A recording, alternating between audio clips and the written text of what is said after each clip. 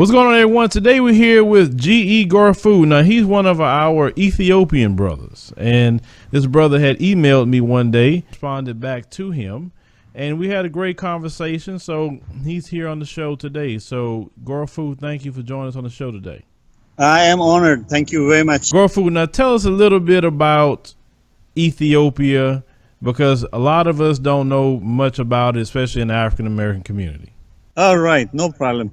Ethiopia is in the Horn of Africa, in the east of Africa, known as a Horn, and it's a very ancient country. It's goes back at least 4,000 years, prehistory. A lot of Ethiopian history is not well documented by Western writers, because Ethiopia was not colonized.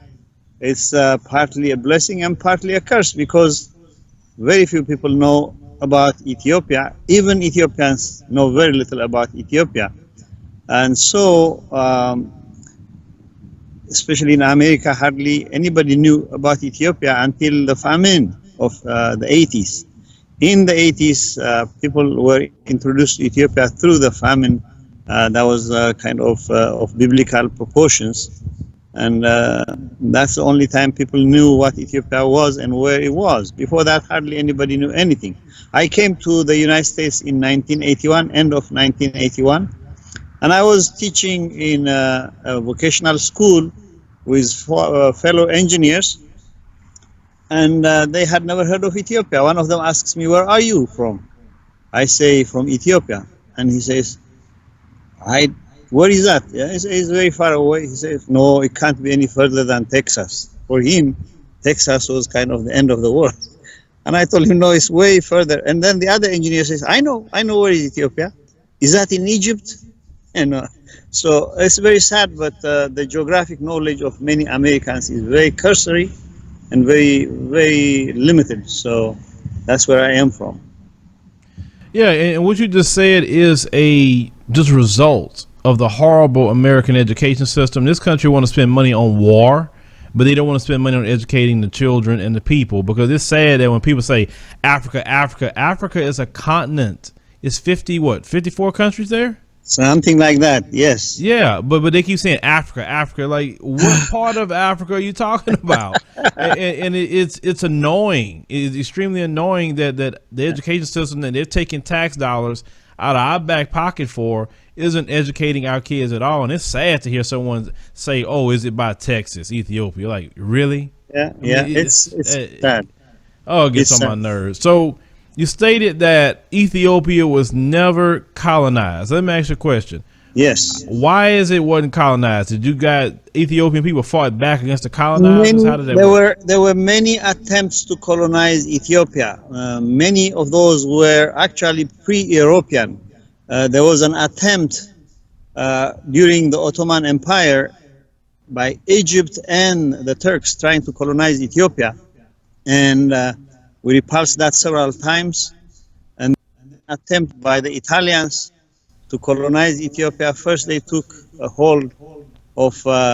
foothold in Eritrea, and they stayed holding Eritrea for a while. Then they started invading, and they occupied Ethiopia for 5 years, and Ethiopia fought back and again kicked them out. So twice we have kicked the Italians out. The first one was in 1896 during the time of Menelik.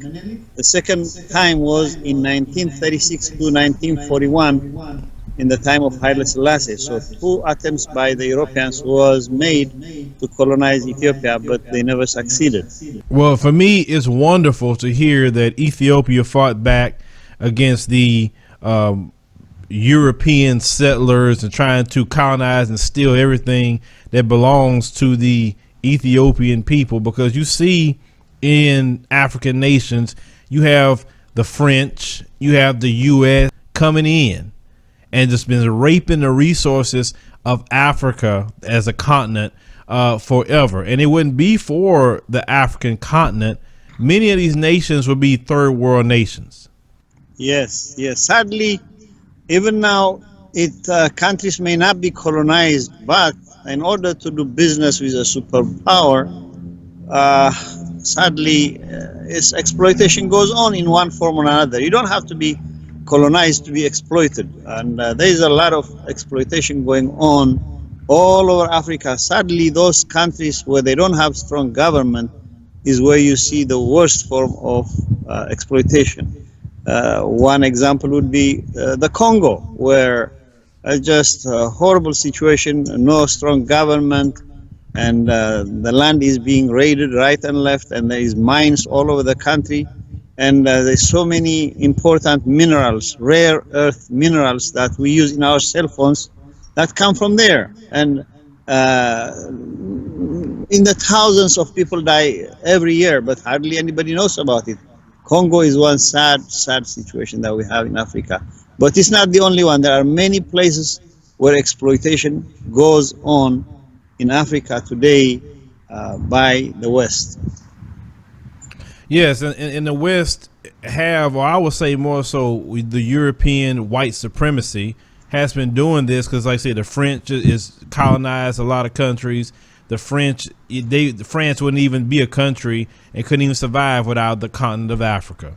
Let's call that what it is. And we, yeah, I mean, let's call it what it is. And we know about the Congo. You remember King Leopold from Belgium, how he just slaughtered all the Congo people. Yep. He was worse than Adolf Hitler. He killed more Congolese people than Adolf Hitler killed.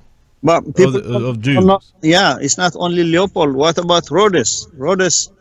Cecil Rhodes from England also colonized most of southern Africa, and he was another butcher. And they don't call it killing; they call it pacification.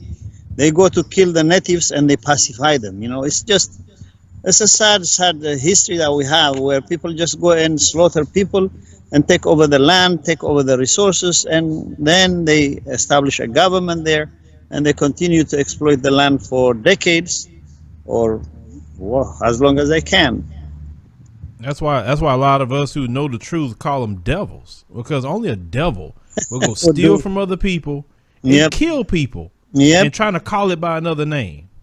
Sadly, this is a history of many countries in the world where they call them the third world, but third world is in Asia, third world is in South America, third world is not only in Africa.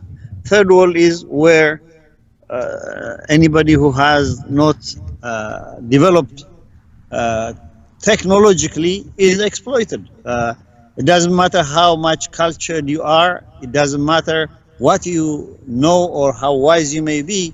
If you don't have any technological advances to match what they have, they come with their cannons, they come with their guns, they come with whatever you have. And I don't know if you've read a book by this CIA operative for many years. When he left the CIA, he wrote Confessions of an Economic Hitman. It talks about how there are two wings of the CIA. One wing is the peacemakers. They pretend they are there to make peace, and they go and try to impoverish the country by making them buy things they can't afford. If you are a leader, you have to buy a limousine, you have to buy a Rolls Royce, you have to buy an airplane, you have to have a private jet, then you have to have a big one, 747, so that you can go with your entourage. And so they keep on buying these things. Then they tell them, okay, why don't you build this? And the idea is to saddle the country with debt, so that they'll never be able to come out of debt. That means they are always going to be looking up to the United States, to Europe, to England for all kinds of help. And what do the country produce? They may produce rice, they may produce spices, they may produce coffee. Anything that you produce, they take it in exchange for whatever that they give you. And the best is arms. If they can get you to fight with your neighbor, then they start a war. That means instead of selling you a tractor which could work for 20, 30, 50 years, they'd rather give you a tank, and that tank would be blown in the war, and then you have to order another tank and another tank, and so that's more lucrative business for them. Sadly, this is the situation. And then you have those leaders that refuse to buy these things, that refuse to go along with the peacemakers. When you don't listen to them, you know who they send? They send the jackals. So the other branch of the CIA is the jackals, and the jackals will then try to eliminate the leader who refused to buy and build things that he cannot afford. And this guy who wrote this book was trying to sell Torrijos of Panama, General Torrijos, all these things, and Torrijos refused. And he said, I felt bad because I have now to send the jackals. Within a few days, General Torrijos was dead. I think they put a bomb or something in one of the airplanes that he was using, and it just exploded in the air, and they get rid of you. So this is a sinister way where exploitation goes on, even though you may not call it a colony. Many of these third world countries are being exploited in every way you can think of. Now, this is something that I do notice. Now, everything you just said, all the people they have exploited or sent the jackals to. Yes. All these countries don't have nuclear bombs. Every person that has a nuclear weapon, they don't mess with them like that. Like, you used to look at North Korea, right? Yeah. They saying stuff about North Korea every day. But notice they don't go into North Korea because they know they're going to have a fight on their hands. And it's that, bully mentality. Oh, I'm going to bully you because you don't have it. I'm bigger and I'm badder than you. Why they don't bully China like that? They don't bully China. They don't bully Russia like that. They know they got nuclear weapons. And you know what? Before China had a nuclear weapon, they had Formosa in the Security Council in the United Nations. The moment China built a bomb, they kicked out Formosa, so-called Taiwan, and welcomed China with a red carpet to come and join them. So there you have it. I mean, it's a sad epitome of human beings that this is the way the human mind works. And then human beings turn around and say, we are the highest creatures of God. We are this, we are that. I see us just like other animals. Any other animal you see, maybe worse than animals. I mean, it would be an insult to call animals and to make ourselves like animals. I think in many aspects we are way worse than animals. Oh, I definitely agree with that because animals don't kill like these people have been killing for centuries. Now we look at you talking about China, and China's getting real active in a lot of African nations. I spoke to a Nigerian brother, and he was talking about how Nigeria made deals with China. They're laying down roads and bridges and different infrastructure. They're going into many African nations. Now, is China trying to get into Ethiopia as well? Ethiopia, everywhere in Africa, China is supporting a lot of infrastructure. And you know what? The only way you can have a strong government in a place like Congo is to have infrastructure. The reason why the governments are poor is because they don't have roads. If there is some uprising somewhere, it takes them maybe a month to get there, and there is no roads. Therefore, infrastructure is very important. And I'll tell you something else. Ethiopia wanted help from the West for many decades, starting from the time of Emperor Haile Selassie, to build a dam on the River Nile so that there wouldn't be any starvation when we have a drought. But all Western countries refused. Many of them said no. Because there is some machinations going on with Egypt, and I don't know if you remember, but there used to be a guy named Boutros Ghali who was in the United Nations Secretary General, and he was an Egyptian, and so he blocked all the beggings that Ethiopia made and asked for loan to build a dam. And we couldn't get it. And now Ethiopia said, to hell with everybody, we're going to do it with our own money, with our own resources. And Ethiopia is now building the dam. And so many people died in the famine because there was a drought. Now, once you build a dam, hopefully, if there is a drought, you can depend on the resources of the dam. And, it looks like they don't really care to help and build infrastructure. All they want is small spots here and there where they can land their airplane to exploit the things. That's how Congo is now. Hardly any roads, hardly any major. The river Congo. On the river Congo, there is very small little boats going up and down, but even those are not really reliable. Many times they are overturned and people die. And so in Africa, not only in Congo, in many parts of Africa, governments, strong governments are important, and to get that, infrastructure is very, very important. Therefore, the Chinese are coming in building infrastructure. They're not coming in building bases and building military base, and they're not coming in any threatening way. They're coming in to help the people, and so far, I mean, everybody needs to depend on their own resources to protect their country. And if the Chinese would want to dictate and become like colonizers, they better be treated like colonizers. So we have to be vigilant. It's not up to anybody to be kind to you and your country.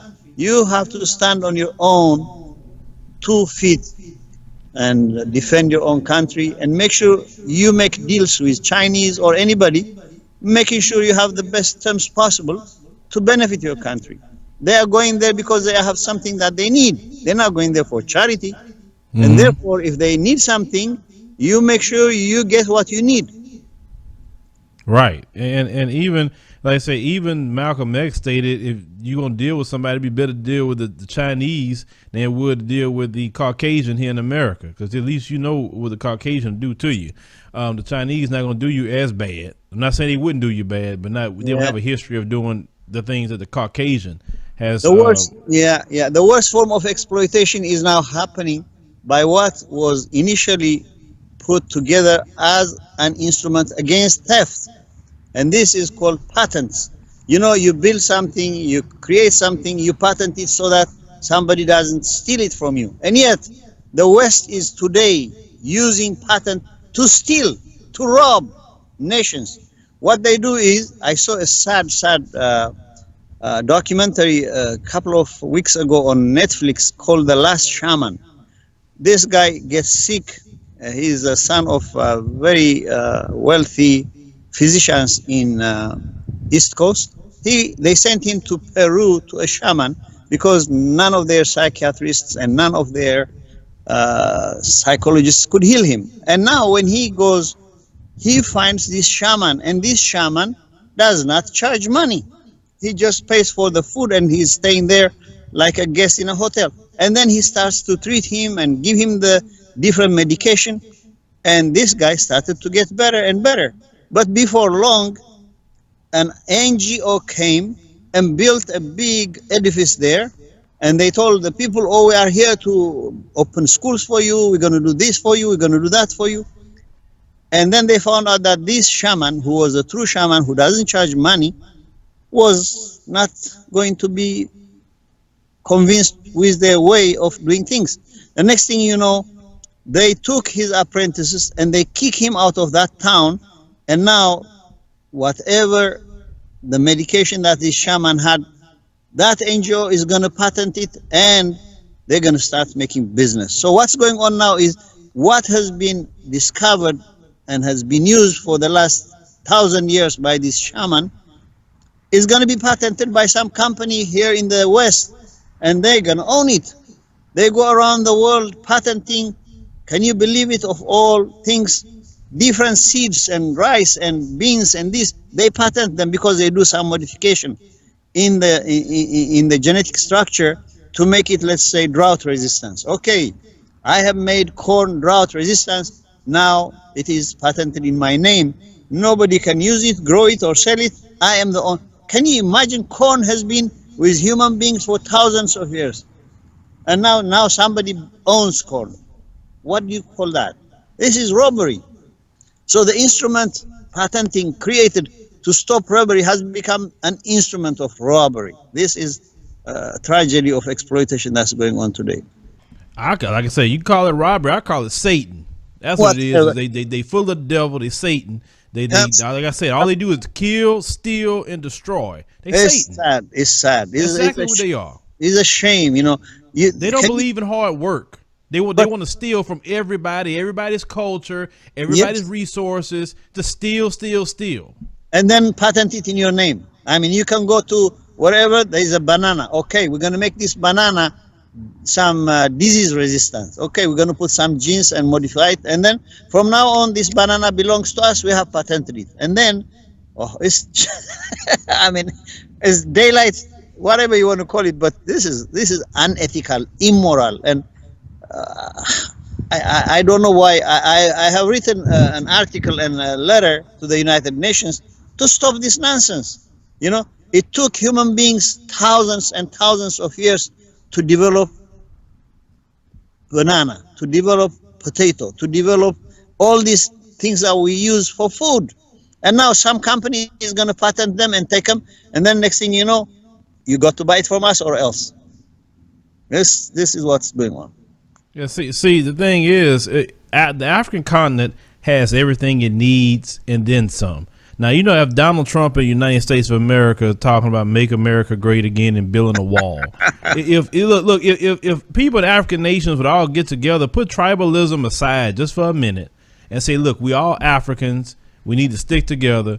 Let's do like Donald Trump. Let's go ahead and deport everybody that don't look like us, put up a wall and say, no, you can't come in here. These resources are ours. You're not having it anymore. And that's it. You ain't having it. I guarantee you all these nations will go, you talking about third world, all of them will go third world. Europe don't have no resources. The U.S. don't have no resources. None of them have resources like African nations have. They don't have it. That's what I don't understand. Is that African nations have the wealth of the world right there. They the ones should be having the luxury cars, the luxury buildings, the best roads, the best bridges, other infrastructure, the best schools, etc., because of what they have right there. And they let these people come in, rape and steal of that land, and then on top of that, they want to use disease to try to kill off Africans. Because see, I don't know if you pay attention to what's going on in Madagascar right now. They got this so-called plague running around in Madagascar. Then people be creating diseases and try to put it in the African nations to try to kill off black people. Very sad. Very sad. Very sad. It really is. And it just pissed me off. Just the more I talk about it, to be honest with you, Gorfu, it really pissed me off. But aside from all that, I can keep talking about that all day, and I can get really militant about that. I know. Let's talk about when you originally reached out to me about the video that we was talking about on this platform about the Ascenda Festival, right? Yes. And now let's ask you a question about that alone. That's something that's practiced every year in Ethiopia. And like I said, the vibrant colors, I mean, like the women and girls are having fun, which is something great for them. But could you explain to people just in little depth about the Ascenda Festival and why it comes about every year? Well, it's not just Ascenda. We have many annual events similar to Ascenda. Actually, about a week after Christmas, we're going to have the Epiphany, the Baptism of Christ Festival, which is another colorful one. People will dress, put on all kinds of, beautify themselves, and a whole group of people will be dancing in the streets and singing. It's amazing. And we have events like those throughout the country many times in the year. It's not just Ascenda. And they trace back their history back to several hundred years. And for Epiphany, we know it's the baptism of Christ. But Ascenda, it's just, I can't even remember what it was and when it started. But we've had this for forever. And we have events where people play games also, similar to where they play hockey, but on the field, on the ground, with a piece of stick and a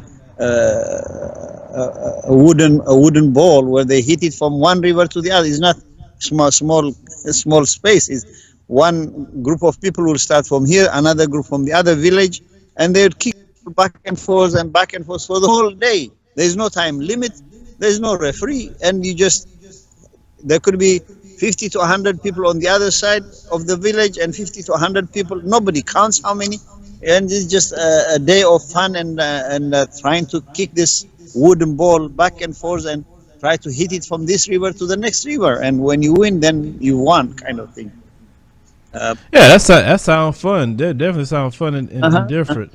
And now you speak about the week after Christmas. Now we on this platform make sure to put out the accurate depiction of Christ, not that Caucasian false idol Christ. Now, in Ethiopia, we don't see pictures of white Jesus there, right?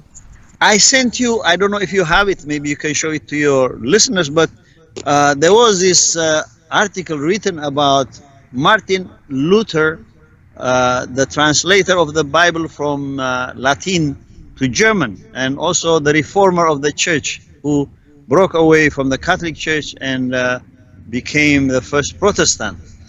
And his ideal church that he looked up to was the Ethiopian church. And in that article, you'll see the picture of Jesus and Mary and Joseph and all the angels and all the saints around them. They have Ethiopian faces, Ethiopian eyes, Ethiopian nose. It is not, you don't see anybody white or blue-eyed or blonde. And those are Ethiopian faces. I hope that will give you one picture of what we have for Jesus. But Ethiopia is a multi-ethnic, multicultural country. It's not just one. You'll be surprised. In Ethiopia, we have people with green eyes, with gray eyes, with blue eyes, with black and brown. It's a mixture, and nobody knows this. Why this is so? Some people think it's because Ethiopia is the gene pool of human beings. Gene pool means you find the greatest number of gene variety where there is a gene pool. In other words, take corn. Corn came from the Americas before the Westerners came here. And if you go to native places in Mexico, in Central America, Guatemala, and all this, you find corn. On one ear of corn, you find purple, you find black, you find white, you find red, you find every color that you can imagine on one ear of corn. But in the United States, they have selected one specific kind of corn, sweet corn, and that is usually for popcorn. And then they have another corn that they have selected for animal feed. And so once you select one specific gene, that's all there is. There is nothing, there is no gene variety. But if you go to where the source is, you find a variety of genes within that gene pool. Now, in Ethiopia, we have varieties of people. We have people with blonde hair and blue eyes. We have people with very sleek and aquiline nose.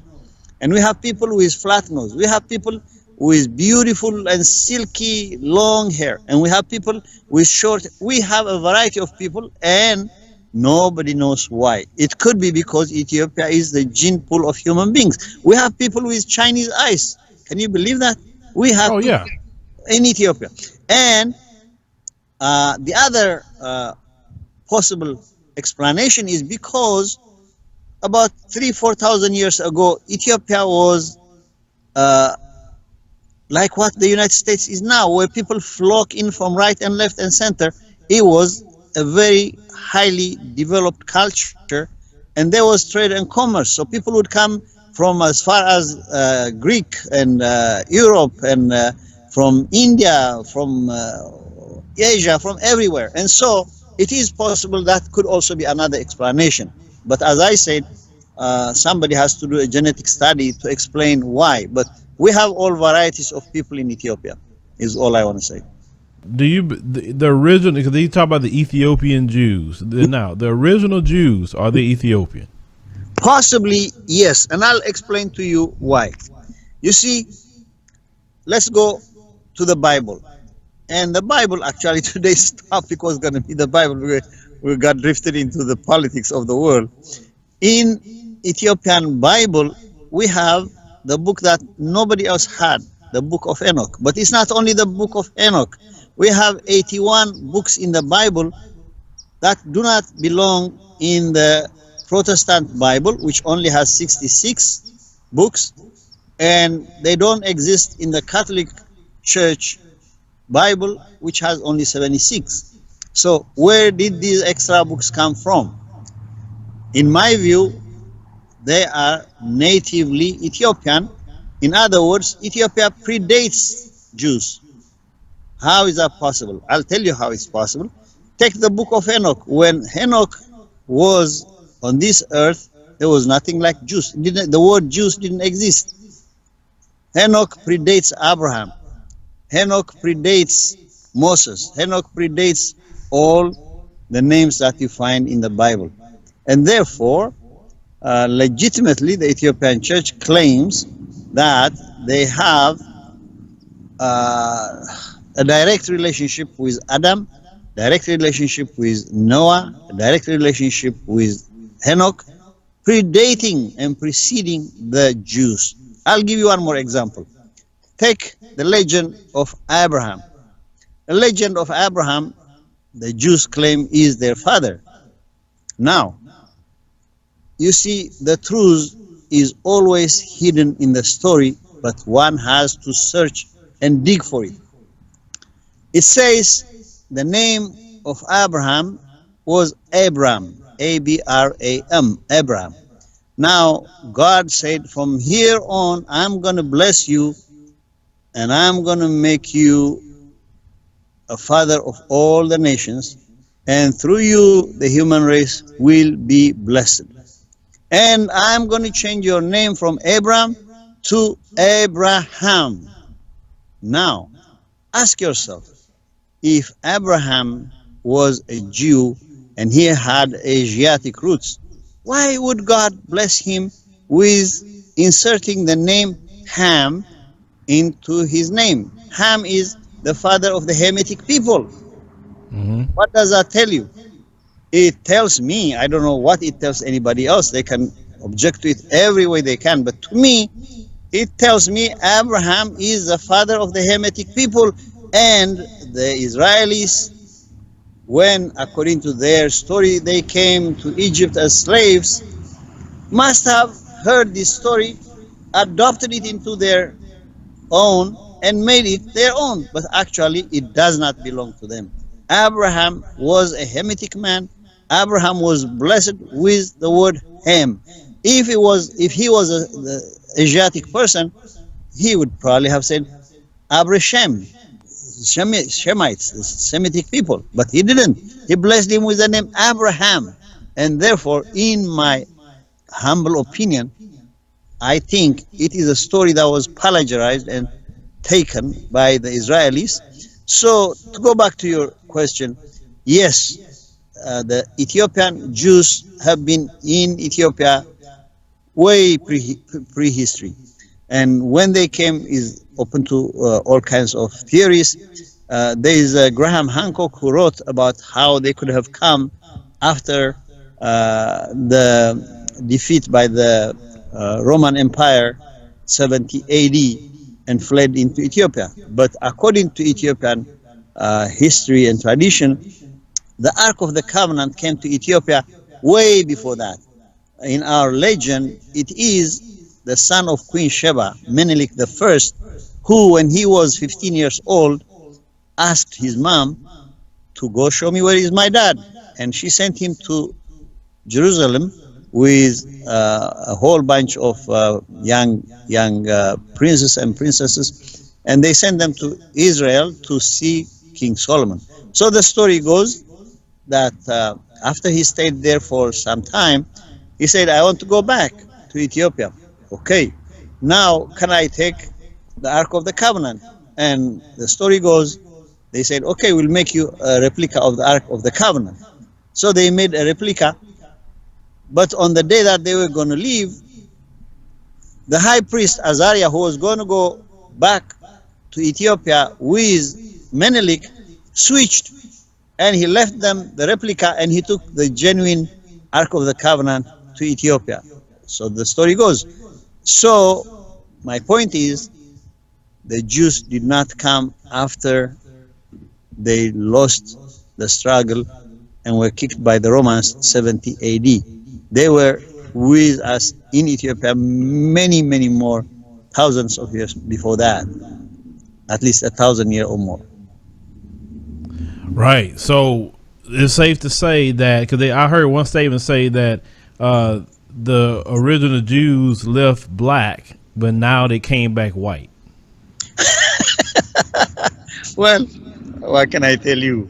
You know, the Jews in Ethiopia have been genuine Jews until they started communicating with Israel, and they have, to all intents or purpose, they have stopped a lot of the rituals that they used to do.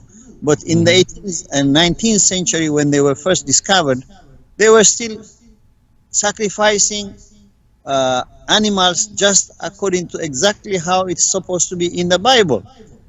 But those so-called civilized Jews in Israel, they told them, no, no, no, that's out of date. Don't do that anymore. But well, there you go.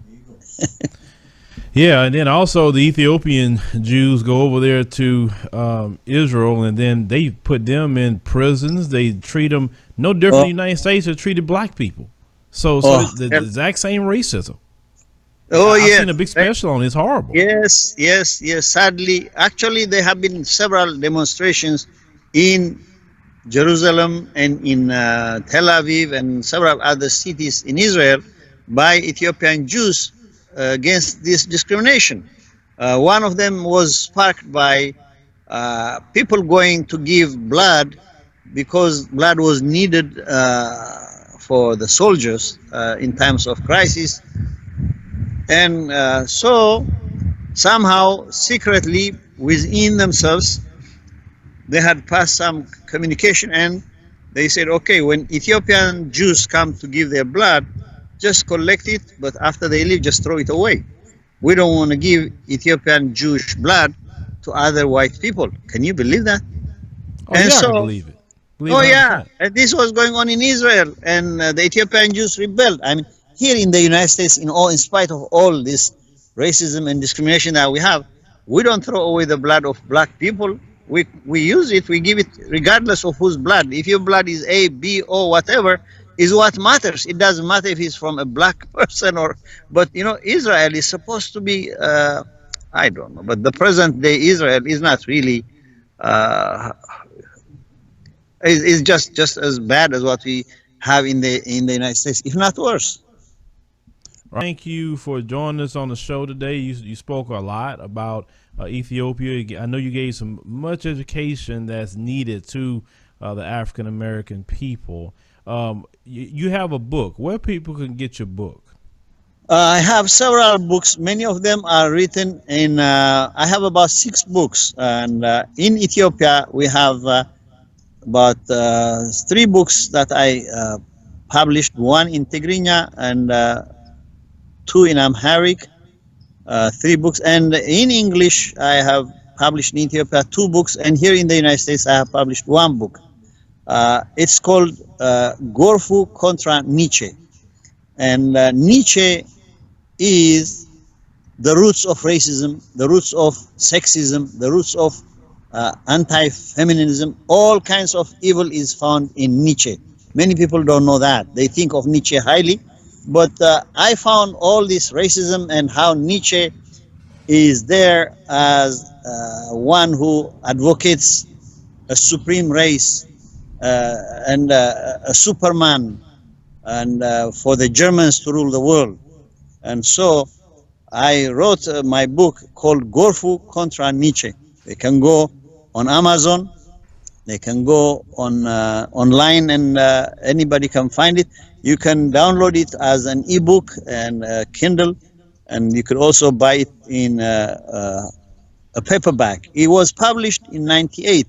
I wrote it at least 20 years earlier when I was in college, and when it came out in print, within about 2 years, it was completely gone. There were no copies left, and people started selling a paperback of 150 pages, which was published at $12.95 or $13.95. I forget the exact price, and it sold in hundreds of dollars. I have seen it once even selling for $2,000 because it was a collector's copy, and it had a niche, and some colleges were teaching it, and people needed it to write essays on Nietzsche, and they needed the book, and it was selling. But now, just this year, in May of this year, it came out again on a second edition, and you can find it for about $14.95. the second edition. The first edition is still selling for quite a lot more than that, by the way. But the second edition is selling pretty inexpensive. And if somebody wants to download it, they can download it for about $9.99 or something like that. All right. Well, Gorfu, thank you for joining us on the show today. I appreciate all the knowledge you've given us and speaking to our audience. You have a blessed day out there, and enjoy your pleasure. Rest of the week. And I really appreciate you giving me this opportunity. Thank you. Have a wonderful day. Phil? All right. Thank you.